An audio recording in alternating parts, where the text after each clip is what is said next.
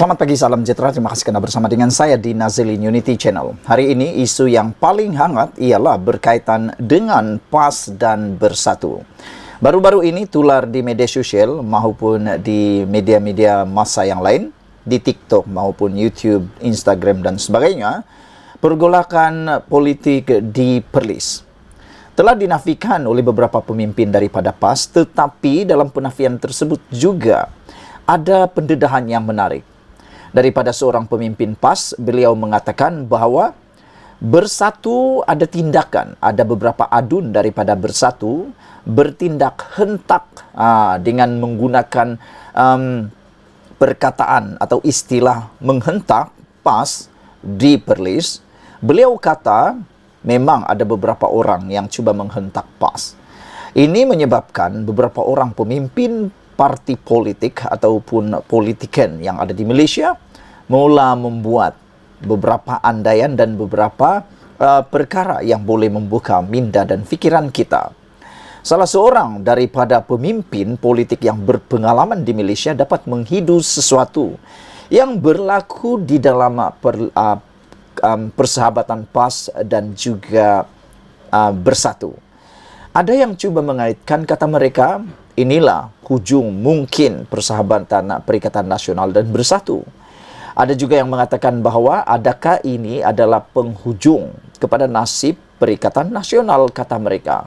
Ada juga yang mula menganggap mungkin inilah bibit-bibit permulaan perpecahan kepada Perikatan Nasional.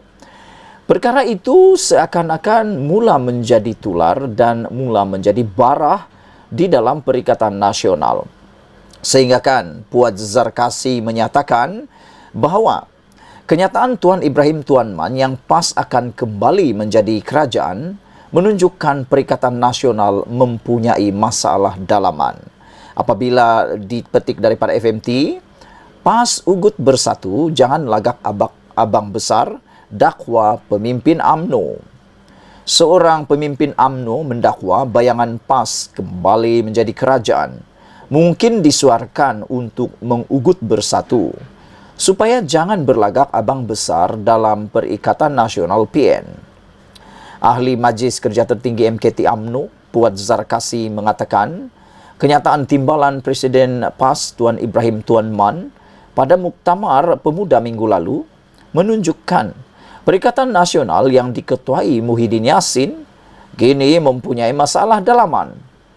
Dakwa Puan, ia mungkin bertitik tolak susulan tindakan Parti Islam itu melantik bekas Perdana Menteri Dr. Mahathir Mohamad sebagai penasihat di 4 negeri yang ditakbir PAS atau State Government 4 atau SG4 dan bukannya Muhyiddin. Mungkinkah Muhyiddin sudah mula tarik muka, tarik hati, merajuk? Dakwaan adun Kuala Perlis Abu Bakar Hamzah daripada Bersatu bahawa wujud pergolakan dalaman dalam PAS sebenarnya dalaman PN yang berkaitan perkongsian kuasa di negeri itu. Tuan Ibrahim juga menyindir Bersatu dengan 18 kerusi parlimen, PAS boleh duduk dalam kerajaan. Ini pula dengan 43 kerusi. Tanpa PAS, Bersatu sebenarnya tidak akan menang kerusi parlimen mereka sekarang, katanya kepada FMT. Namun, Puan yang juga adun rengit berpendapat, hasrat PAS menjadi kerajaan mungkin hanya mimpi di siang hari kerana tidak banyak jalan selain menyertai kerajaan perpaduan. Tidak ada cara lain kecuali cara tebuk atap. Itu pun jika GPS Gabungan Parti Sarawak secara en blok meninggalkan kerajaan perpaduan, termasuk sekurang-kurangnya 10 ahli Parlimen Barisan Nasional atau Pakatan Harapan sanggup meletak jawatan dan bertanding semula. Itu langkah bunuh diri, katanya sambil menyatakan PAS takut kedudukannya sebagai pembangkang menyebabkan ia hilang pengaruh untuk mendapat sokongan bukan Melayu. Sementara itu, Naib Pengerusi DAP Melaka, Khoi Po Tiong, berkata, kenyataan Tuan Ibrahim mungkin untuk mengurangkan kerisauan penyokong dan ahli Parlimen Perikatan Nasional yang tertekan menjadi pembangkang tanpa kemudahan berbanding ketika menjadi kerajaan. Kata beberapa orang penganalisis politik, PAS selepas sudah pernah memijak kaki di Putrajaya menjadi kerajaan telah menikmati betapa indahnya menjadi menteri, betapa indahnya menjadi kerajaan. Mereka dah mula menghidu bahawa adalah amat baik menjadi kerajaan berbanding pembangkang, kata mereka. Berbanding Pakatan Harapan, mereka sebenarnya sudah berpuluh-puluh tahun dalam keadaan yang susah sebagai pembangkang. Jadi mereka dah biasa dah, kata mereka lagi.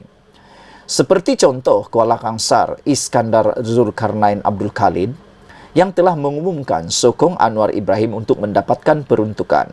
Jadi, dia PAS pun risau dan takut sokongan wakil rakyat akan beralih kepada kerajaan. Sebab itu, buat kenyataan sedemikian, kata ahli Parlimen Kota Melaka itu. Sebelum kita berpisah, apa pendapat anda tentang isu kali ini? Adakah anda juga berpendapat bahawa PAS Ugut Bersatu jangan lagak abang besar ataupun Perikatan Nasional benar-benar mempunyai masalah dalaman pada masa ini? Dan adakah kalau PAS terus berada di dalam pembangkang akan menyebabkan kerugian besar kepada mereka? Dan adakah, ini persoalan paling penting dan serius, adakah PAS sudah mula beringin-ingin atau berimpian untuk menjadi kerajaan sekali lagi? Tidak ada banyak cara untuk PAS menjadi kerajaan selain daripada menyertai kerajaan perpaduan. Kerana edisi tebuk atap itu agak sukar dan hampir mustahil. Kerana untuk menjadi tebuk atap, sekurang-kurangnya Perikatan Nasional perlu memancing ke semua parti atau ke semua kerusi GPS, Gabungan Parti Sarawak, dan juga 10 ahli parlimen daripada Barisan Nasional atau Pakatan Harapan. Ini adalah tindakan bunuh diri, kata Puan Zarkasi. Pada pendapat saya, amat sukar untuk melakukan edisi tebuk atap itu. Yang paling senang ialah PAS meninggalkan Perikatan Nasional dan menyertai kerajaan perpaduan. Itu saja cara untuk mereka lakukan. Dan kalau itu mereka lakukan, benarlah apa yang dikatakan oleh Puan Zarkasi ini. PAS Ugut Bersatu jangan lagak abang besar. Kalau mereka lagak lagi abang besar, PAS boleh mengambil tindakan meninggalkan Perikatan Nasional menyertai kerajaan perpaduan dan tinggal sajalah bersatu sebagai pembangkang. Sekian dulu untuk kali ini. Jangan lupa tinggalkan komen anda, tekan butang subscribe. Malaysia kita punya, kita jaga sama-sama. Cintai Malaysiaku. Bye-bye.